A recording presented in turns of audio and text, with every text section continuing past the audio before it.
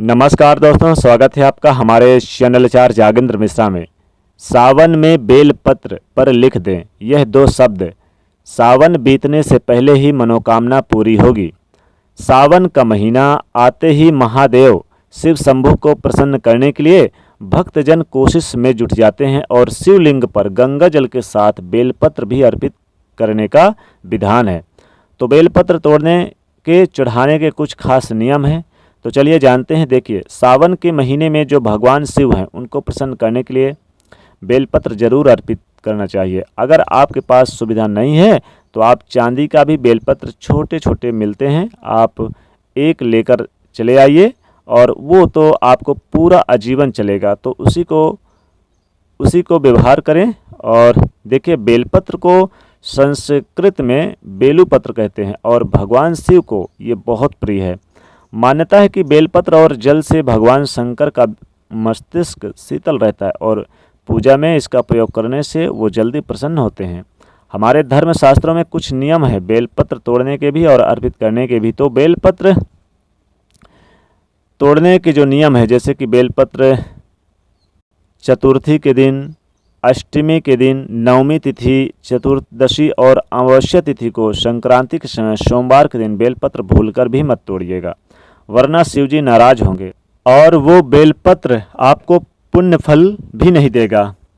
तो इसलिए एक दिन पहले तोड़ लें। चूँकि बेलपत्र भगवान शिव को सबसे प्रिय है, इसलिए इन तिथियों को ना तोड़कर पहले से तोड़कर रख लें। शास्त्र तो ये भी कहता है कि अगर नया बेलपत्र ना मिले तो किसी दूसरे का चढ़ाया हुआ बेलपत्र उठाकर धोकर आप इस्तेमाल कर लें, तो उतना ही आपको फल मिलता है। अब जो बेलपत्र है, टहनी से चुन चुन कर सिर्फ बेलपत्र ही तोड़िएगा, कभी भी पूरी टहनी मत तोड़िएगा। आपने देखा होगा कि टहनी में थोड़ा सा मोट होता है, यानी गांठ टाइप का मोटा सा, उसको हटा देना है।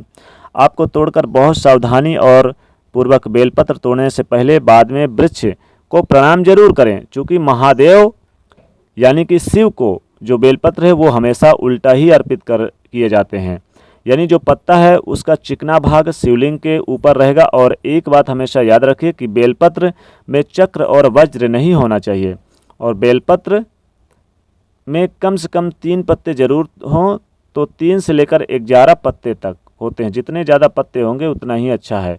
अगर आपको ज़्यादा पत्ते मिल जाते हैं तो शिव जी को अर्पित करने के बाद उठाकर उसको सुखाकर संभाल कर रख लें और जीवन में खुशियाँ बढ़ाता भी है। और अगर बेलपत्र ना हो तो बेलपत्र के वृक्ष का दर्शन कर लें, और अगर बेलपत्र ना हो तो बेलपत्र के वृक्ष का दर्शन कर ले जरूर, उससे भी आपके पाप नष्ट हो जाते हैं। दूसरा यानी कि चंद्रमा, यानी कि दूसरा जो चढ़ाया हुआ बेलपत्र है, जैसे आप चढ़ाते हैं, कोई चढ़ा देता है, तो कभी उसका अनादर ना करें।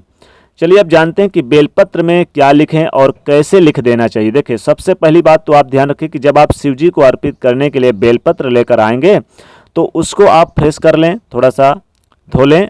अब इस पर चंदन घिस लें, सफ़ेद चंदन घिसें। इसके ऊपर आप बेलपत्र के सहारे ही राम लिख सकते हैं। देखिए, राम राम लिख सकते हैं बेलपत्र पर। राम इसलिए क्योंकि राम जी को उनके आराध्य हैं, शिव जी के भगवान श्री हरि शिव जी को भजते हैं और शिव जी श्री हरि को भजते हैं, तो राम शब्द वो हमेशा ही जपते हैं। तो राम लिखिए, या फिर आप यानी कि पत्ते में क्या करें, बेलपत्र के पत्ते में जैसे कि आप ओम नमः शिवाय लिख दीजिए। इससे भी आपके जीवन की परेशानियां समाप्त होती है और आप विधि पूर्वक उन्हें अर्पित करें तो प्रसन्न हो जाते हैं महादेव। तो बेलपत्र पर क्या लिखेंगे, श्री राम लिख दें, राम राम लिख दें, या फिर ओम नमः शिवाय लिख दें। दो में से कोई भी लिख दें, चाहे राम राम लिख दें बेलपत्र पर या फिर आप ओम नमः शिवाय लिख दें, तो जीवन की समस्त मनोकामनाएं पूरी करते हैं महादेव। तो दोस्तों, कमेंट में हर हर महादेव जरूर लिखें, वीडियो को लाइक शेयर करें और चैनल को सब्सक्राइब करें। हर हर महादेव।